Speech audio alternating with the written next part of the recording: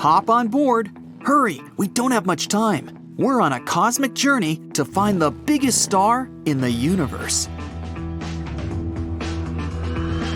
The first star we pass is our own sun. By far, not the biggest one out there, but it's still massive. You could fit 1 million Earths inside it. That means if you think of the sun like a basketball, Earth would be half the size of a pencil eraser. If we put all the planets on one side of a scale and the sun on the other, the planets wouldn't stand a chance. The sun makes up 99.9% of all the mass in the entire solar system. Mass is basically how much stuff or matter something is made from, and it's what you can thank for stars shining. You see, the more matter in a star, the thicker and hotter its core becomes. This starts a chain of chemical reactions. Hydrogen atoms get smashed into each other to form helium, releasing an incredible amount of energy. That's the star's light and heat. So, bigger stars also equal brighter ones. But with all those reactions going on, this shortens a star's lifespan.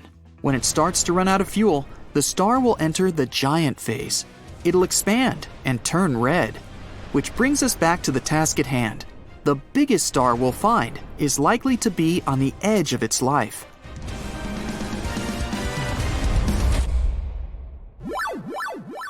Switching on our hyper light engines, we soon arrive at the Lumen 16 system. Here, we'll find one of the smallest stars out there, a brown dwarf. Small here means about the size of Jupiter, but they're small for stars. Brown dwarfs are also called failed stars because they don't have enough mass for those chemical reactions. That means they're not as bright, but they're super dense. All the matter in them is packed together so tightly, they weigh 80 times more than Jupiter, even being the same size. And if you think that's something, just look at a white dwarf, even more tightly packed. This one here is Sirius B. It's also about the size of Jupiter, but it'd weigh as much as the sun. It emits a dim white light. Once it runs out of gas, it'll turn red and cool down. Now let's fly closer to its giant neighbor, Sirius A. You easily see this star from Earth. No telescope needed. Twice heavier and more than 1.5 times wider than our sun. It's the brightest star in our night sky. Now we fly 550 light-years away from Earth to the constellation Cassiopeia. Almost 100 years ago, a cosmic explosion happened here. It expanded the atmosphere of the star Gamma Cassiopeia, and some gases were thrown into space. After that, it became the brightest star in the constellation. It's 10 times wider than our sun. On to the famous North Star. Funny enough, different stars have had this title over the years, and more will take it in the future. That's because Earth's pole star changes every 26,000 years. Imagine our planet like a spinning top. The northern pole will shift around in a little circle, pointing at different stars to the true north. The current one is a supergiant 37 times wider and 5 times heavier than our sun. It's easy to find in the night sky. It's on the very tip of the Little Dipper's handle. Get ready now. We're setting off for the eye of the storm, the center of our Milky Way galaxy. To see the next star, we need to switch to infrared mode. This pistol star is hiding from us in space dust. In just 20 seconds, it emits as much light as our home star does in an entire year. And its size is jaw-dropping. It's 420 times wider than the sun. But it's still not the most luminous star known to humanity. That would be a blue supergiant in the constellation Triangulum. Meet B416. It's almost 10 million times brighter than the sun. But the brighter a star, the faster it burns up all its fuel, and the shorter its life. Compared with a red dwarf that barely glows and burns fuel much more slowly, its life will be hundreds of thousands of times shorter. 3,400 light-years from Earth, there's one of the rarest celestial bodies in the universe. It's a yellow hypergiant called Rho Cassiopeia. Among the countless stars in our galaxy, there are only a couple dozen of these. And even though this star is extremely far away from our planet, you can still see it in the sky without needing a telescope. That's because it's 300,000 times brighter than our sun. It also helps that the thing is 900 times wider than our home star, too. And its color tells us that its fuel reserves will last for a long time. When Rho Cassiopeia starts to turn red and expand, it'll be one of the biggest stars in the entire universe. Now, we move to the constellation Orion. The star is in our sights. Betelgeuse, one of the largest ones visible to the unaided eye. 700 times the size of our sun. If it took our star's place, its surface would touch the asteroid belt. That's between the orbits of Jupiter and Mars. It would engulf the 4 inner planets, Earth included. But this star has astronomers very excited. They predict Betelgeuse will explode in a fantastic celestial show in the next 10,000 years. It'll be the greatest astronomical event of all time because we'll be able to observe a supernova at a close but safe enough distance. The exploding star will shine as bright as a half moon. It'll be visible in the daytime sky for a year and at night for several more. Now we venture to stars that exceed the sun's width 1,000 times. Mu Cephei is a hypergiant boasting the title of the reddest known star.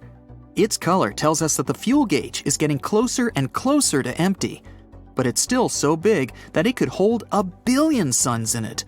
And because of its mass, this star will eventually become a supernova or even a black hole.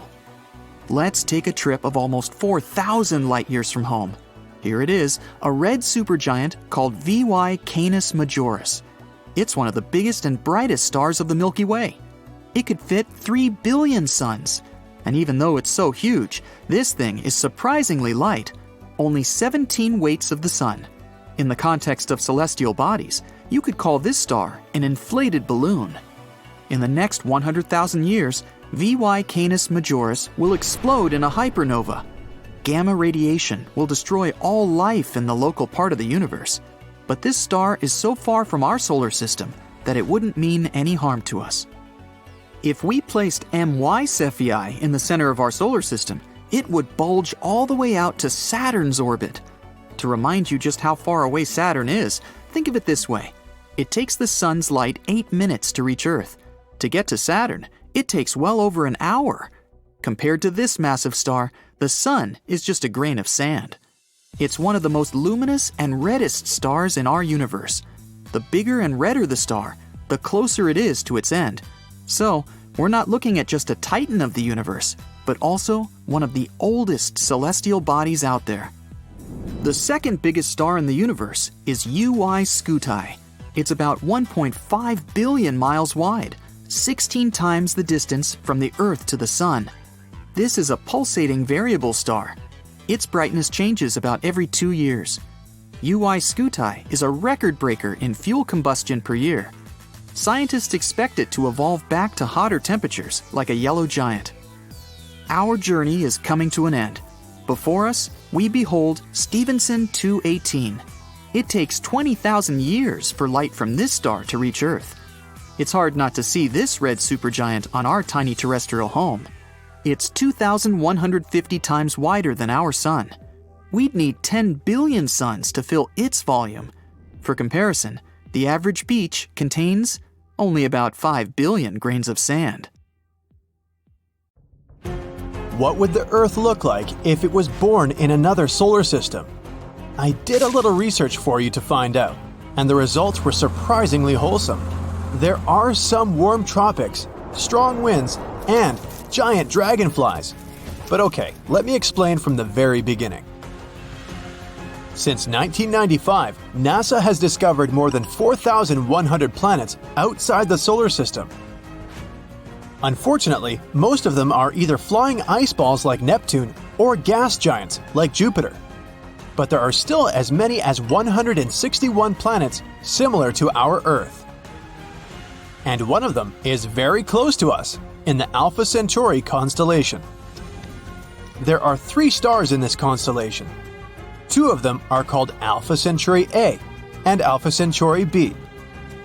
If you live in the southern hemisphere, you've probably seen them. They're very bright. Because of that, they look like one big star. They rotate around each other very slowly. And there's the third star, chilling around not far from them. It's a teeny tiny red dwarf, Proxima Centauri. It got its name because of its proximity to our Sun. This star is the most interesting one, so let's talk more about it. Proxima Centauri is only 4.5 light-years away from us. Oh, and 1 light-year is about 6 trillion miles. Yep.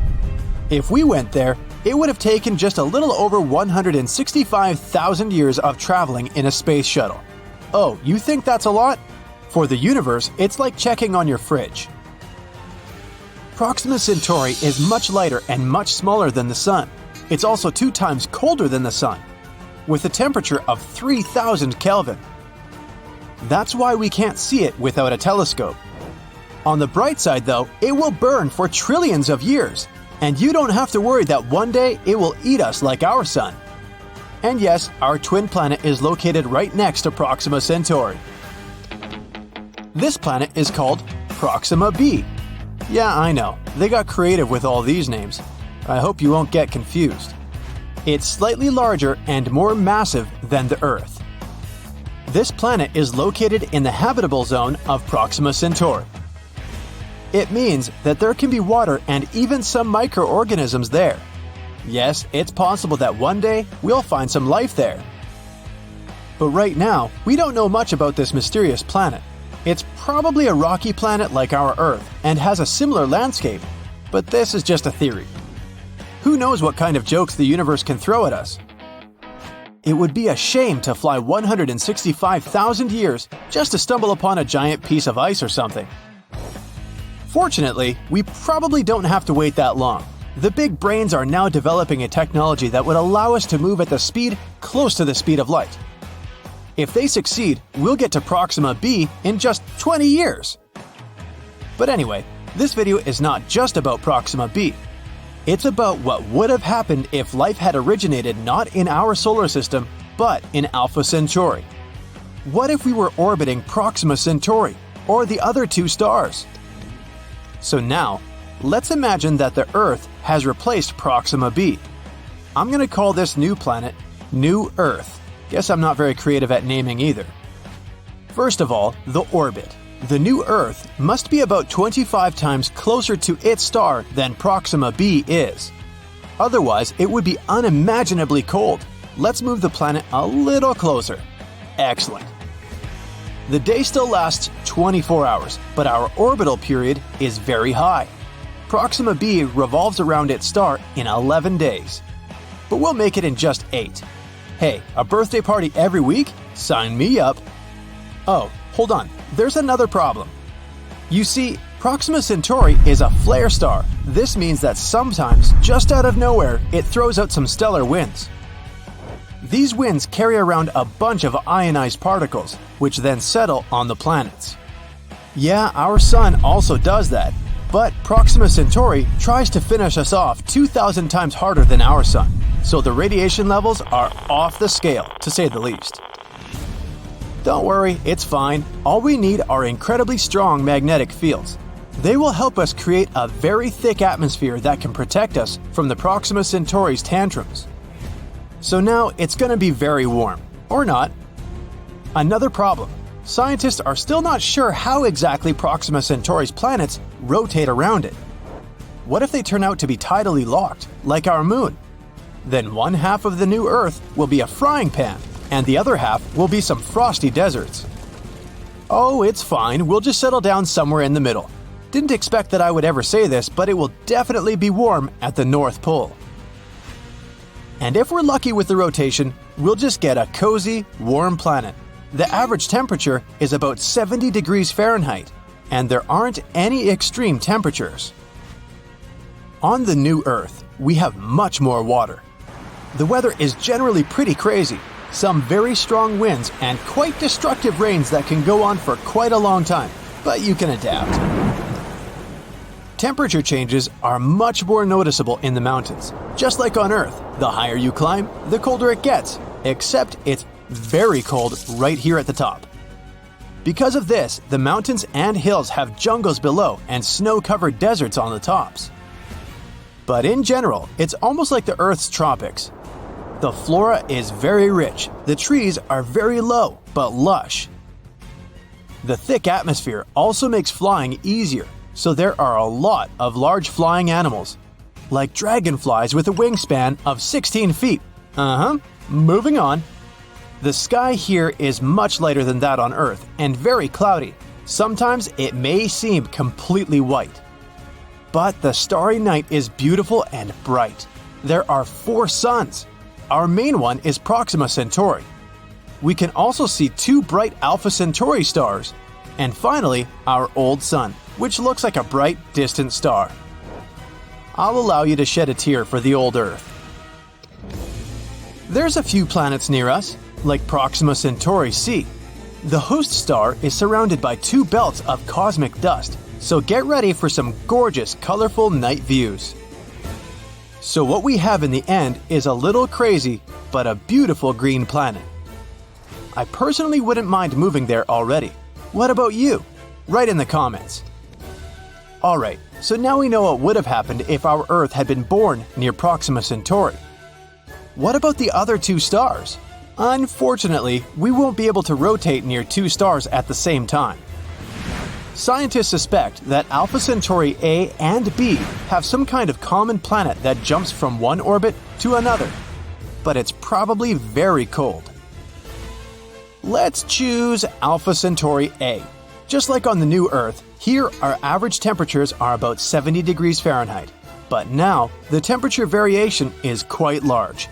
It goes from negative 100 degrees Fahrenheit at the South Pole to 113 degrees Fahrenheit at the equator. We'll be fine close to the north. The day is still 24 hours, and the orbital period is 1 year and 1 month. It's almost the same for the Alpha Centauri B, but the orbital period is about half a year. Other conditions are very similar to those on Earth. Changes in the seasons are almost not noticeable. The temperatures don't change much either. No matter where we settle down, the neighboring star will be clearly visible, but we probably won't see Proxima Centauri. And that's about it. Of course, all this assumes perfect conditions. Just like on Earth, one slightest change, whether it's a thin atmosphere or a bigger distance from the star, and it won't end well. We got really lucky with our Earth. But even so, the chances of finding a habitable planet are very high. Even with the tiniest possibility, there will be about 15 million planets in our universe that we can find life on.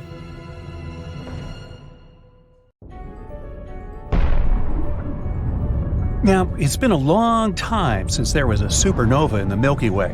Over 400 years to be precise. So hey, we're long overdue. So here are the most likely stars to go boom, if they haven't already. At the top of the list must be the Southern Hemisphere star Eta Carinae. Greek letters before the name of the constellation indicate the rank of the star's brightness in that constellation. Sir Edmund Halley, in 1677, recorded Eta Carinae as the 7th brightest star in the constellation Carina, Eta being the 7th letter in the Greek alphabet.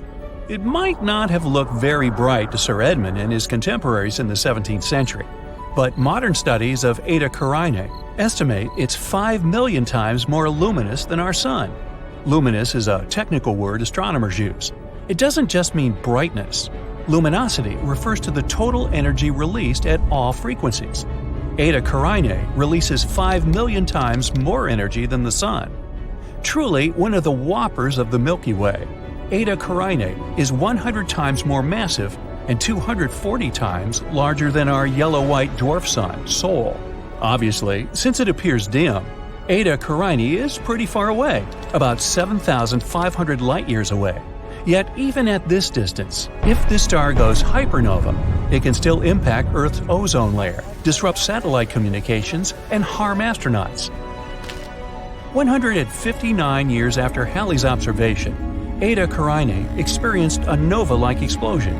It increased from a relatively dim star to become the 2nd brightest star visible from Earth, but only for a period of 27 years. From 1836 until 1863, Eta Carinae was the 2nd brightest visible star after Sirius, the dog star, and Sirius is only about 8 light-years away. Since 1863, aside from a couple of flare-ups, Eta Carinae has dimmed back down to its original brightness at magnitude 4.5. Now, astronomers owe us a small apology, which we don't expect to get anytime soon, for star magnitude nomenclature. The brighter a star is, or planet, or moon, the lower its magnitude. Thus, stars brighter than first magnitude are either zero magnitude or negative magnitude. The full moon, for example, is magnitude negative 13. A magnitude positive 4.5 star, like Eta Carinae, is quite dim as seen from Earth, but it's clearly visible in a night sky without light pollution or clouds if you live anywhere south of the latitude of Cairo, Egypt. 30 degrees north latitude is the farthest north you can see this star. Now, listen up. Eta Carinae is currently up to something. It's been brightening again and is now brighter than at any time since 1864. It's a complex situation. Eta Carinae is really two stars, Eta Carinae A and Eta Carinae, what's your guess? Oh, B. There's a third star nearby that's also interacting with the double star's dynamics. Now, without looking, I'm guessing it's named Eta Carinae C. Good guess. Blown out into two incredibly massive globes of gas that are expanding at 20 million miles per hour, Eta Carinae is, without a doubt, one of the strangest looking stars you'll ever see. Remember, it's located at a great distance of 7,500 light-years away from us. And if anything had happened to Eta Carinae in the last 7,500 years, like going hypernova, we wouldn't be able to see it, because none of Eta Carinae's electromagnetic radiation would have gotten here yet. Astronomers are keeping a close watch on Eta Carinae because it can go hypernova at any time.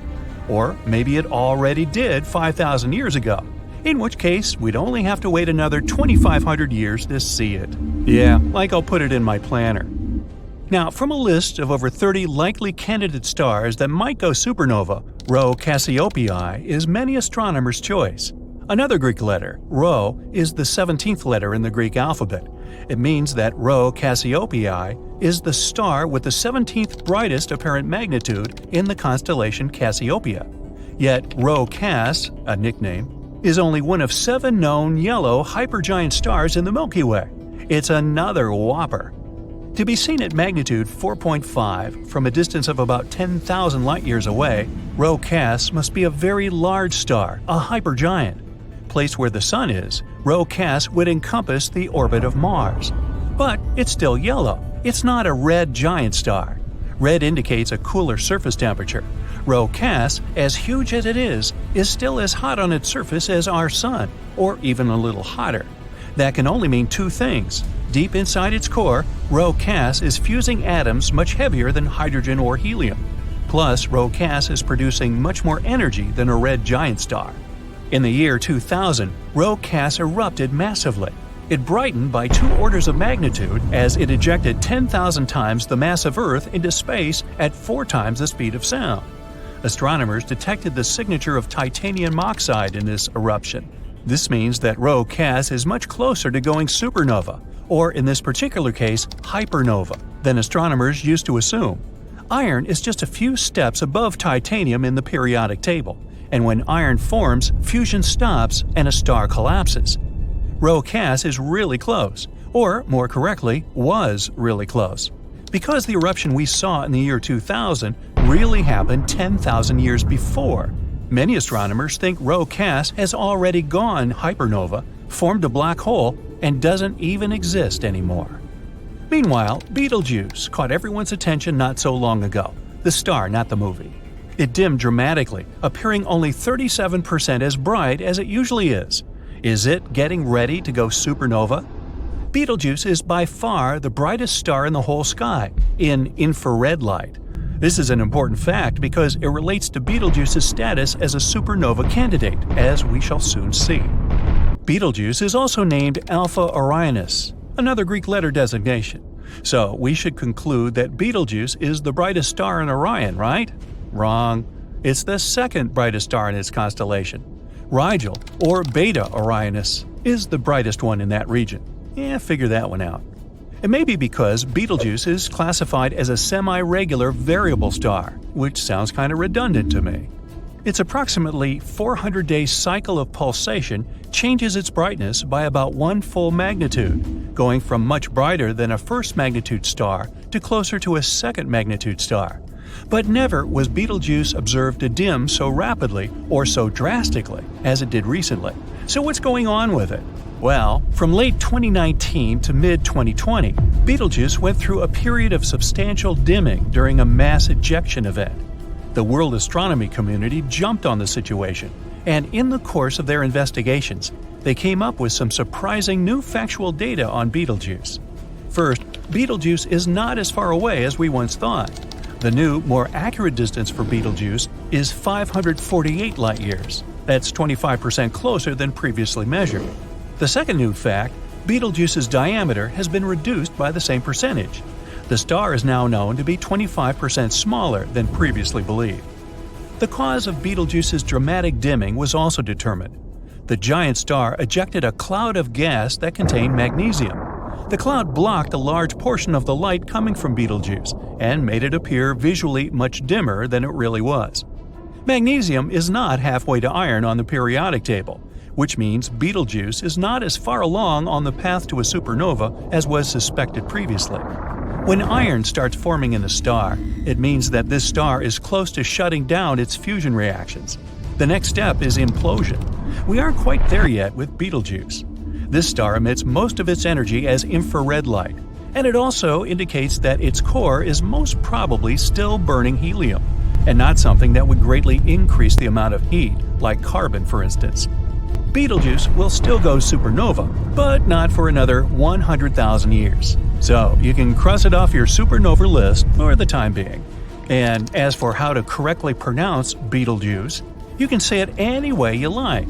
There are as many different pronunciations out there as there are people who think they know how to pronounce it correctly.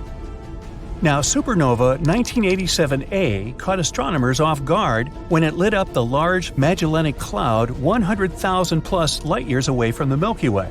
That's when attention was turned to a similar star much closer to Earth, Rigel, in the constellation of Orion. Could Rigel surprise us and suddenly go supernova? There's something called the supernova problem that you should, probably know about because it may relate to Rigel going supernova or not. It seems that stars over 17 solar masses don't always go supernova. Recently, a red giant star simply vanished. Once again, it didn't go supernova, it disappeared. This had often been happening in computer simulations of supernovae, and now it finally occurred in real life. Rigel's mass is 21 solar masses. In other words, it's 21 times more massive than our Sun. So, will Rigel go supernova or simply vanish into a black hole that it'll create in its core? Astronomers and physicists continue their work of learning more about the dynamics of massive stars, scouring the sky for the next supernova in the Milky Way. Meanwhile, we can rest confident that we on Earth are in no danger from the harmful effects of nearby supernova explosions. We live in a nice, quiet, peaceful, stellar neighborhood, except for those Martians next door.